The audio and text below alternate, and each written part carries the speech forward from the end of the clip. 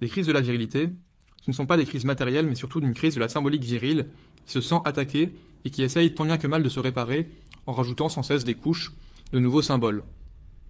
Tant que l'imaginaire viril n'est pas attaqué, il n'y a globalement pas de réaction. Il ne s'agit pas pour l'homme de gagner encore plus que la femme, mais simplement de maintenir la domination. On peut cette fois s'intéresser à certains penseurs comme Fourier ou Saint-Simon, qui ont perçu cet imaginaire genré dès le XIXe siècle.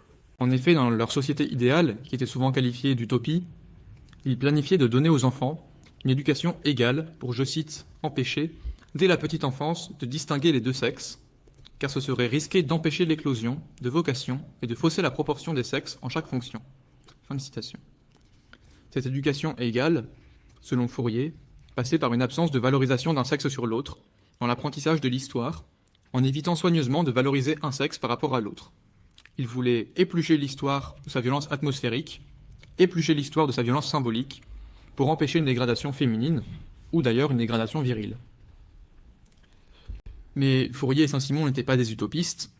Pour citer Fourier, je cite, « Les modifications ne seront applicables qu'à une génération polie, élevée tout entière dans le nouvel ordre et fidèle à certaines lois d'honneur et de délicatesse que les civilisés se font actuellement jeu de violer. » Il n'était pas aveugle aux clichés de son époque, impropres à la mise en place d'une telle éducation. Ce n'est pas une chose aisée que de détruire une symbolique qui s'est imposée dans l'histoire. Cela implique non seulement de détruire les clichés, mais ensuite de les remplacer, de construire un monde égalitaire, et de ne pas se limiter aux enjeux matériels.